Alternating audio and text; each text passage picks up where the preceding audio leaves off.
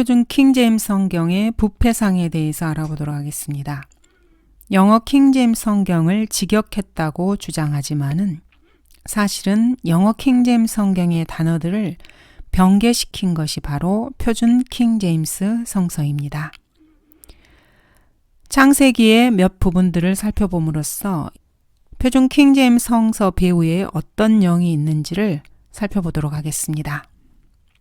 먼저 창세기 1장에는 하나님께서 우주 만물을 창조하신 이야기가 나옵니다. 여기에서 그들은 문장 처음에 나오는 and를 모두 다 그리고라고 번역해서 넣었습니다. 그리고 한글 킹제임스 성경이 이렇게 중요한 접속사를 하나님의 말씀을 삭제했다고 주장하고 있습니다. and라고 하는 것은 A와 B를 대등한 관계로 이어주는 것입니다. 창세기를 읽어보신 분들은 모두가 다 알겠지만은 창세기 1장부터 7개의 단락으로 나누어져 있습니다. 그리고 첫째 날부터 7째 날까지 시간의 순서에 따라서 이 일들이 진행되고 있다는 것은 누구나 다 잘 알고 있는 일입니다. 영어 같은 경우에는 이러한 시간 표시를 해주기 위해서 and를 넣어야 하는 것이 당연합니다. 그러나 한국어에서는 불필요한 부분들을 굳이 써줄 필요가 없습니다. 누구나 다 이 창세기의 기록이 시간의 순서에 따라 되었다는 것은 알고 있습니다. 표킹에서는 그리고라는 말을 계속해서 넣어줌으로써 전체적으로 부드럽게 내용을 이해하는데 오히려 이 그리고가 방해 요소로 작용을 하고 있습니다. 단락이 나누어졌다는 것은 앞 단락과 뒷 단락이 새로운 내용으로 이어진다라고 하는 and가 포함된 것으로 볼 수 있으며 한 문장이 끝나고 마침표가 찍혀집니다. 그리고 그 다음 문장이 시작이 됩니다. 여기에서 시간의 흐름을 and가 없어도 모두가 다 알고 있습니다. 오히려 이 and를 넣음으로 인해서 전체 내용을 자연스럽게 이해하는데 한국어에서는 그리고를 넣었을 경우에 이것이 방해 요소로 작용하는 것입니다. 두 번째로 창세기 1장 2절에 보시면은 하나님의 영이 물들의 표면에서 거니신다는 표현이 나옵니다. 영어로는 move입니다. 움직이다라는 동사를 썼습니다. 그래서 하나님의 영을 움직였다고 표킹에서는 쓰고 있습니다. 한글 킹제임스 성경에서는 하나님의 영이 물들의 표면에서 거니신다고 말씀을 하십니다. 영어로는 동사가 move이지만은 한글로 이것을 옮겼을 때 하나님의 영께서 움직이시는 거기 때문에 이 거니신다고 표현하는 것이 한국어로 정확한 표현입니다. 영어 단어에만 보고 이것을 움직였다라고 하는 것은 하나님께서 인격체가 아닌 어떤 사물인 것 같은 느낌을 주는 단어입니다. 한국어에서는 움직였다라고 표현을 했을 때 이것은 사물에 가까운 단어라고 할 수 있겠습니다. 주님께서 쭉 우주 만물을 창조하시면서 땅의 풀과 그 종류대로 씨를 맺는 채소를 만드시는 부분이 나옵니다. 표킹에서는 이것을 땅의 풀과 씨를 맺는 야채라고 말을 하고 있습니다. 영어로는 허브입니다. 자, 여러분 이 야채라는 말을 들었을 때 우리가 영어나 히브리어 이런 것을 논하기 전에 한국어로 어떤 어감이 떠오르십니까? 야채라고 하면 우리가 보통 먹을 수 있는 식물을 야채라고 표현을 합니다. 우리 밥상에서 볼 수 있는 거죠. 자, 그렇다면 하나님께서 처음에 풀과 씨를 맺는 채소를 만들었을 때 이것이 전부 다 인간이 다 먹을 수 있는 그런 목적으로 만드신 것입니까? 한국인의 입장에서 이 야채라는 말을 들었을 때 이것은 뭔가 미묘하게 맞지 않는 느낌이 나는 단어입니다. 또한 12절에서 그 종류대로 열매 맺는 씨를 가진 나무를 내더라라는 한글 킹제임스 성경의 표현이 있는데 표킹에서는 이것을 나무를 생산하였다라고 번역을 했습니다. 생산이라는 단어는 인간 생활에 필요한 물건을 공장에서 만들어낼 때 쓰는 단어입니다. 하나님께서 생산 공장에서 동물들과 식물들을 찍어내시는 것입니까?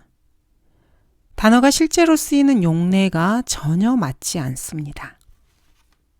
하나님께서는 두 가지 큰 광명을 만드셨습니다.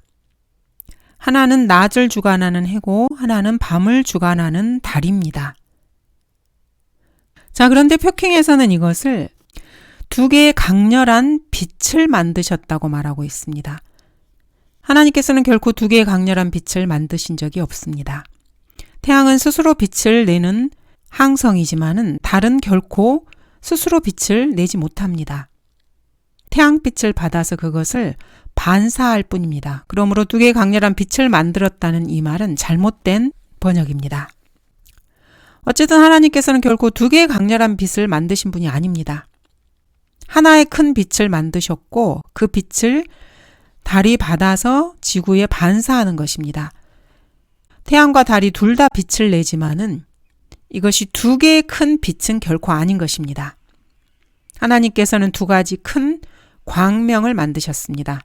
두 개의 빛을 만드신 것이 결코 아닙니다.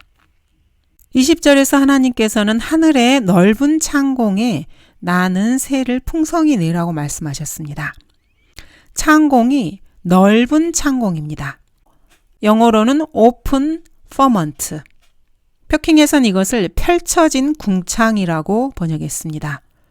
오픈, 광활한, 넓은이라는 이 의미를 펼쳐졌다고 말한 것입니다. 오픈에 뭔가를 펼친다라는 그런 의미가 있습니까? 또한 26절에서 하나님께서는 우리의 형상대로 우리의 모습을 따라 사람을 만들자라고 말씀하시고 그로 모든 것들을 다스리게 하십니다. 다스리다, 여기가 have dominion인데 표킹에서는 이것을 모든 것을 지배하자라고 번역함으로써 자신들의 지배욕을 드러내고 있습니다.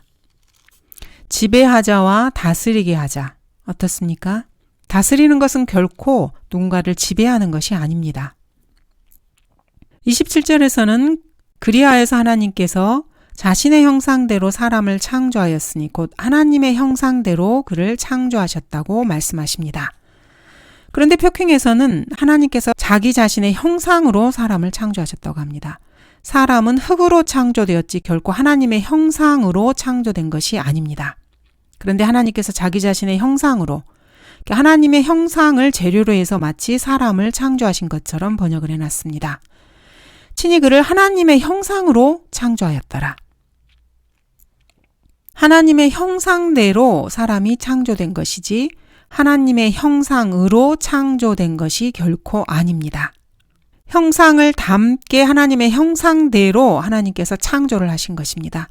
그런데 표킹에서는 하나님의 형상으로 창조하셨더라 라고 번역을 함으로써 마치 인간이 하나님이 된 것처럼 하나님 자신의 형상이 된 것처럼 번역을 해놓았습니다.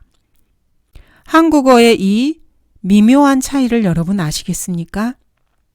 하나님의 형상으로 창조하셨더라. 하나님의 형상대로 그를 창조하셨으며 인간은 하나님의 형상대로 창조된 것이지 인간이 만들어졌을 때 하나님의 형상이 된 것이 결코 아닙니다. 하나님의 형상으로 창조되었더라. 이 말은 창조해놓고 보니 하나님의 형상이 되었다는 말입니다. 이 표킹 배후에 흘러가고 있는 영이 어떤 영인지 참으로 소름 끼칩니다. 하나님께서 인간을 창조하셨는데 창조해놓고 보니까 하나님의 형상으로 창조가 되었다는 것입니다. 여러분 이것을 잘 생각해 보시기 바랍니다. 참으로 소름 끼칩니다. 하나님께서 창조를 마치시고 나서 7째 날에 쉬셨습니다. 영어는 rest입니다. 그냥 쉰다는 의미입니다. 표킹은 이것을 안식하셨다고 번역했습니다. 여러분 일상생활에서 일이 힘들거나 어려울 때 우리가 쉰다고 말하지 안식한다고 말하지 않습니다. 안식교인들이 보면은 이 성경을 너무나 좋아할 것 같습니다. 우리는 결코 몸이 힘들거나 그럴 때 안식하는 것이 아닙니다. 우리의 영원한 안식은 우리가 휴거되었을 때 셋째 하늘에 있는 것입니다. 하나님은 쉬셨고 우리도 몸이 피곤하거나 힘들면은 쉬지 결코 안식하는 것이 아닙니다. 표킹에서는 계속해서 저마다라는 표현을 넣습니다. 각각이 종류대로 씨를 낸다라는 표현에서 계속해서 저마다라는 표현을 쓰고 있습니다. 이러한 표현들을 왜 계속해서 넣었나 싶었습니다. 저는 처음에. 근데 전혀 문맥에 어울리지가 않습니다. 말은 한국말인데 앞뒤가 뭔가 맞지 않고 들어가지 말아야 될 곳에 들어가 있는 것 같은 느낌이 계속 들어서 이게 왜 그러나 라고 생각을 해봤습니다. 들의 모든 식물이 저마다 땅에 있기 전에 식물을 만드시며 들의 모든 야채가 저마다 자라기 전에 야채를 만드시던 날이라. 이 야채라는 말도 참 볼 때마다 너무 웃깁니다. 근데 이 저마다는 각각의라는 뜻은 맞습니다. 근데 이 문맥에는 좀 어울리지가 않습니다. 저마다라는 표현은 이럴 때 쓰는 것입니다. 사람은 누구나 저마다 각자의 개성이나 이런 게 있다. 숲속 벌레도 다 저마다 특이한 소리가 있다. 그들 견해는 저마다 다 다르다. 이럴 때 각각의 의미라는 뜻으로 저마다를 쓰는 것입니다. 근데 표킹에서는 이게 너무나 어색합니다. 이 저마다라는 표현을 쓴 것이. 들의 모든 식물이 저마다 땅에 있기 전에. 이것도 좀 이상하고 모든 야채가 저마다 자라기 전에. 한국어 저마다라는 표현을 이런 식으로 쓰지는 않습니다. 한국어가 좀 어눌한 사람들이 쓰는 것 같은 그러한 느낌이 납니다. 주 하나님께서 땅의 흙으로 사람을 지으셨는데 표킹은 주 하나님께서 토양의 진토로 사람을 형성하셨다고 주장하고 있습니다. 진토라는 말이 사전을 찾아봤더니 티끌과 흙을 망라하는 것이라고 하더라고요. 하나님께서 사람을 지으실 때 이런 티끌을 모아서 사람을 지으신 것이 아닙니다. 그냥 땅의 흙으로 지으신 것입니다. 그러니까 우리가 이 진토나 이런 단어도 한국어라는 것은 알고 있는데 일상적으로 쓰지 않는 단어입니다. 땅의 흙으로 사람을 지으셨다고 하면 얼마나 쉽습니까? 누구나 다 이해할 수 있는데 토양의 진토로 사람을 형성하셨다. 저는 이거를 보면은 한국어 같지가 않습니다. 그러니까 뭔가 좀 어눌한 이민 1.5세 정도 이런 사람들이 구사하는 언어 같다는 그런 느낌이 많이 듭니다. 우리가 일상적으로 쓰는 그런 단어들이 아닙니다. 한국어는 한국어인데 그렇지 않다는 것입니다. 토양이라는 표현도 영어에서는 지금 ground, 땅을 말하는 건데 우리가 땅을 말할 때 그것을 토양이라고 말을 합니까? 밭을 갈거나 그럴 때 토양이 좋다 나쁘다 이럴 때 쓰는 단어인데 뭔가 계속해서 이 표킹을 보면은 어색합니다. 그리고 우리가 일상적으로 쓰지 않는 사전에는 있고 한국어인 줄 알겠는데 이 문맥에서 이렇게 뭔가 좀 맞지 않는 느낌이 계속 나요. 여러분들은 어떻습니까? 그리고 사람을 지으신 것이 아니고 형성했다고 번역을 했습니다. 사람을 형성했다는 것이 무슨 뜻입니까? 보통 인격을 형성하다 이럴 때 형성이라는 단어를 쓰지 사람은 하나님께서 지으신 것입니다. 사람을 형성했다고는 말하지 않고 인격을 형성했다고 말을 하는 것입니다. 형성이라는 단어가 한국어이긴 하는데 사람을 만들었을 때 사람을 형성했다고는 결코 쓰지 않는 표현입니다. 그래서 이 표킹의 번역자는 한국어를 잘 모르는 사람이라는 것을 이러한 그 단어를 쓰는 것을 봤을 때 느낄 수가 있습니다. 외국인이 억지로 짜맞춘 듯한 그런 느낌의 문장을 지금 구사하고 있는 것입니다. 그리고 관사에 집착을 해서 자꾸 하나, 둘을 계속해서 써서 읽기가 부드럽지가 않고 되게 불편합니다. 사람이 살아있는 혼이 된 것은 당연한 것이고 하나님께서 아담을 한 사람 만드신 것은 당연합니다. 영어는 반드시 관사를 써야 하는 언어이기 때문에 어나 언 또는 더를 반드시 씁니다. 그 언어의 특징이 그렇습니다. 하지만 우리나라 사람들은 하나냐 둘이냐를 그렇게 따지는 사람들이 아니기 때문에 언어 자체에서도 관사를 쓰지 않는 것입니다. 그래서 우리나라 사람들이 영어를 배울 때 가장 어려워하는 것 중에 하나가 이 관사를 붙이고 어떨 때 붙여야 하고 빼는지를 잘 모릅니다. 근데 여기서도 하나의 살아있는 혼이 되었더라 이렇게 번역을 해놨는데 참 어색한 표현입니다. 이것은 all living soul을 이렇게 번역한 것으로서 어를 살려주기 위해서 한 것 같은데 우리나라 사람들은 이 어를 쓰지 않는 언어를 사용하고 있는 사람들입니다.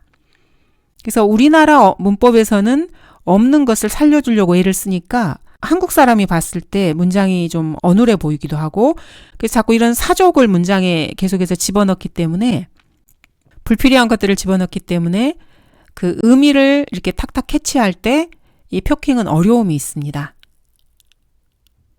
영어의 입장에서 자꾸 한국어를 풀이해놨기 때문에 그렇습니다. 이 형성이라는 단어도 잘못된 단어입니다. 번역을 잘못한 것입니다. form이 사전을 찾으면 만들다 형성하다 이런 뜻이 있어서 그냥 형성이라고 썼겠지만은 단어라고 하는 것은 어울려서 쓰는 또 다른 단어가 있습니다. 그 단어 하나만 쓰는 것이 아닙니다. 우리 한국 사람들이 그래서 책으로 영어를 배웠을 때 책에서 쓰이는 그 단어들을 가지고 다른 사람들과 대화를 하려고 하면은 서로 뜻을 통하지만은 그리고 그 사람이 무슨 말을 하려는지 이해는 하지만 원어민 입장에서 처음 영어를 배우는 사람들이 이렇게 하면은 그 사람이 말하고자 하는 그 뜻은 무슨 뜻인지는 알지만 뭔가 이상하고 어색한 그런 느낌이 나는데 이 표킹이 그렇다는 것입니다. 형성이라는 단어도 한국어는 맞지만은 사람을 형성한다고는 쓰지 않습니다. 하나님께서 사람을 지으셨을 때 만들었다던가 지으셨다던가 이렇게 표현을 하는 거지 형성은 인격이 형성되거나 이럴 때 쓰는 단어입니다. 그분께서 친히 형성하신 남자를 거기에 두셨더라. 친히 형성하신 남자. 정말 너무 좀 어설프지 않으십니까, 여러분? 너무 어설픈 번역입니다. 그리고 이 every라는 단어를 계속해서 저마다라고 번역을 해놔서 이 저마다도 한국어는 맞는데 이 문맥에서 맞지가 않습니다. 사람은 누구나 저마다 어떤 특징이 있다. 이렇게 하는 게 사실은 자연스러운 말인데 너무 억지스럽습니다. 모든 나무를 저마다 그 지면에서 자라게 하셨더라. 한국 사람은 이 저마다라는 표현을 이런 식으로는 결코 쓰지 않습니다. 창세기 2장 10절에서 그 외에도 여러 가지가 있는데 그냥 제가 몇 가지 눈에 띄는 것만 이렇게 쭉 이렇게 읽어보면서 말씀을 드리는 것입니다. 10절에 보면 우리가 중고등학교 때 어마어마하게 배웠던 투부정사의 결과적 용법이라는 그게 하나가 나옵니다. 10절 보면 한글 킹제임스 성경을 보면은 강이 에덴에서 흘러나가 그 동산을 적시고 그곳으로부터 갈라져서 네 온천이 되었으니 라는 문장입니다. And a river went out of Eden. 자, 강이 에덴에서부터 나와서 to water the garden. 그 동산에다 결과적으로 물을 대었더라. 이런 의미입니다. 고등학교 시절에 아마 영어를 많이 배우신 분들은 이거 기억하실 것입니다. to가 결과적인 용법으로 쓰인 것입니다. 강이 에덴에서 발원을 했는데 그 결과로 이 동산을 이렇게 적셨다는 말입니다. 물을 대줬다는 말입니다.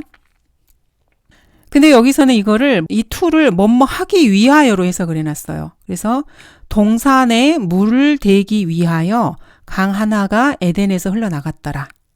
그럼 이 강이 생긴 목적은 에덴에 물을 대기 위해서 생긴 거 그거 딱 하나인 것입니다. 그렇진 않죠. 강에는 여러 가지 역할들이 있고 하나님께서 이 강을 만드신 이유가 단순하게 에덴에 물만 대기 위해서 그런 것은 아닙니다. 번역을 잘못하셨네요. 그리고 그 다음에 그런즉 거기서부터 그 강이 분화되어 4개의 발원지가 되었더라. 이렇게 해서 그런즉 and를 이 표킹 번역자는 반드시 해석을 해야 된다고 해서 여기저기 계속해서 해석을 해줬어요. 근데 이제 한글 킹제임스 성경에서는 이거를 아주 부드럽게 이어주게 했습니다. 네 온천이 되었으니 첫 번째 이름은 피손이니 이렇게 되었으니 이렇게 아주 부드럽게 연결을 해줬는데 여기서는 그런즉은 그러므로라는 말인데 보통 영어에서 이제 and가 쓰일 때는 A and B 그럼 A와 B가 대등한 관계에 있는 것입니다. A를 말하고 그 다음에 그리고 그냥 B를 말하는 것인데 이것을 반드시 번역을 해줘야 된다는 집착에 그냥 그런즉이라고 단어를 넣었는데 이 그런즉은 대등한 관계가 아니고 인과관계입니다. 그러므로라는 뜻입니다. 그래서 이 사람들이 번역해 놓은 대로 하자면은 A 앞에 나와 있는 문장이 원인이고 그런즉 뒤에 나와 있는 문장이 결과인 것입니다. 그래서 강이 에덴에서 흘러나가서 그 동산을 적시는 것이 원인입니다. 그래서 이 원인으로 인해서 그곳으로부터 갈라져서 네 온천이 되었다는 말입니다. 지금 여기서 그런즉을 썼다는 말은 여러분 무슨 말인지 이해하시겠습니까? 번역이 틀렸다는 말입니다. 그리고 그 강이 4개로 이렇게 갈라져서 나왔는데 part 그러면 이게 나뉘는 것을 말하는 거거든요. 근데 이거를 분화되었다고 표현을 했어요. 이것도 아까 설명한 것과 마찬가지로 분화 그러면은 그 한자어가 나눌 분이기 때문에 나뉘어졌다는 말이 맞습니다. 근데 똑같은 의미의 단어여도 그 쓰이는 문맥이 다 다릅니다. 강이 이렇게 나뉘어지거나 이런 것을 우리가 분화되었다고 말하진 않습니다.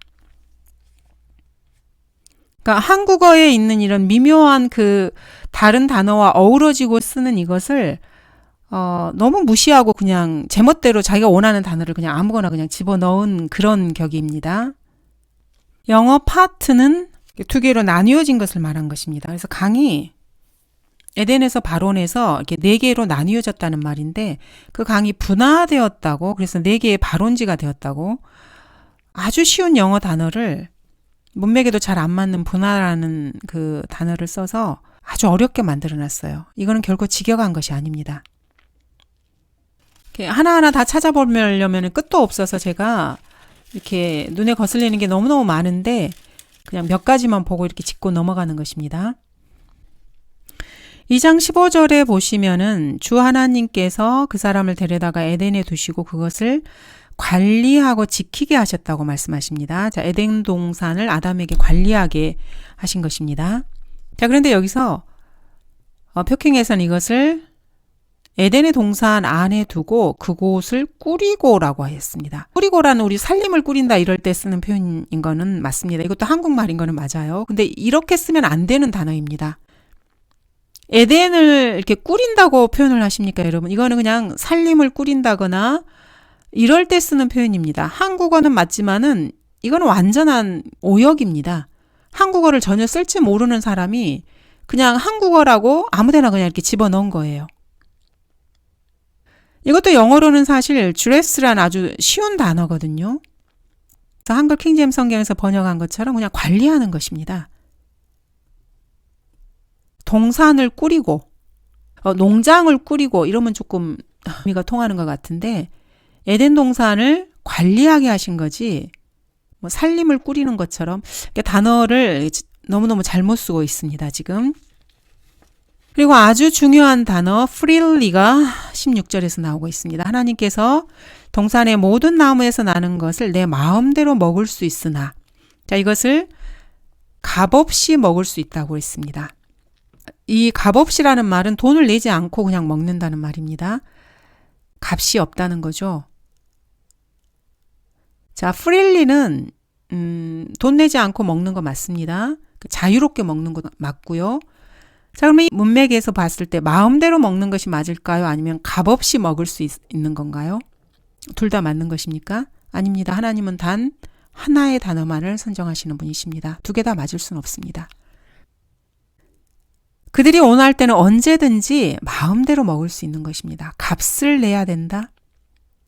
하나님께서 사람을 가장 먼저 창조하시고 에덴 동산에 두시고 너희 이거 값을 내지 않아도 돼. 뭐 돈을 내는 것입니까? 아니면 노동을 하는 것입니까? 뭔가 값을 요구하는 이 느낌. 여러분 이 단어의 어감을 한번 잘 생각해 보시기 바랍니다. 경제활동도 없고 돈에 대한 개념도 없고 지폐도 없고 아무것도 없고 하나님과 아담과 이브만 있는 이 상황입니다. 값을 안 내도 돼. 이 말입니까? 돈을 안 내도 돼. 이 말인가요? 아니면 그냥 너희들 원하는 대로 마음대로 먹어. 이 말인가요? 똑같은 의미이지만은 문맥과 상황에 맞는 단어를 찾아서 써야 되는 것입니다. 이들에게는 값이라는 개념이 없는 상황에서 이 값, 어떤 돈과 같은 그런 경제적인 관념을 지금 여기다가 집어넣는 것입니다. 저마다 토양이라는 단어를 계속해서 쓰고 있는데 너무너무 불편하네요. 이거를 보고 있을 때. 그리고 21절에서 하나님께서 아담의 갈비뼈 중에서 하나를 취하시고 살로 대신 거기를 채우시는 부분이 나옵니다. 영어로는 close up the flesh. 그래서 이 살을 이제 열었으니까 close up, 이렇게 닫으시는 것입니다. 살로 대신 거기를 채우시더라. 얼마나 아름답게 아주 평이하게 초등학교 1학년 유치원생들도 다 이해할 수 있게 이렇게 아주 쉽게 해놨습니다. 근데 표킹에서는 이것을 그 갈비뼈를 대신하여 살로 봉합하셨더라. 수술실에서 의사가 지금 째진 배를 실과 가위를 가지고 이렇게 봉합하는 느낌이 지금 납니다. 하나님께서 그렇게 하셨을까요? 실과 가위를 들고 이거를 꿰매고 계시는 겁니까? 봉합. 한국어는 맞습니다. 여러분 이 단어의 어감을 한번 보세요. 여기에 맞는지. 살로 거기를 채우시더라. 이렇게 쉬운 우리말을 놔두고 봉합하셨다고. 영어로도 사실은 close up. 한 4~5살만 되면 다 아는 단어입니다. 이런 단어를 이렇게 어렵게 봉합이라는 단어를 썼습니다. 이게 과연 영어 킹제임스 성경을 1:1로 그 단어 대 단어로 번역한 성경이라고 할 수 있겠습니까? 참으로 참담합니다. 봉합하다, close up. 영어를 변개시킨 것입니다. 영어 킹제임스 성경을. 봉합이라는 단어를 들으면 우리는 보통 의사가 살을 째고 나서 수술 끝나고 실과 바늘을 가지고 이렇게 꿰매면서 봉합한다. 이런 의미로 받아들입니다. 자, 하나님께서 아담의 갈비뼈 벌어진 부분을 실과 바늘을 가지고 이렇게 꿰매는 걸 한번 상상해 보시기 바랍니다. 주님은 그렇게 하지 않으셨습니다. 그냥 거기다가 살로 채워 넣으신 것입니다. 이런 것을 번역이라고 해놓고 돈을 받고 지금 팔고 있는 실정입니다. 근데 이런 거에 환호하는 사람들이 더 어떻게 된 건지 참 이해가 되지 않습니다. 다음 시간에는 3장부터 한번 살펴보도록 하겠습니다.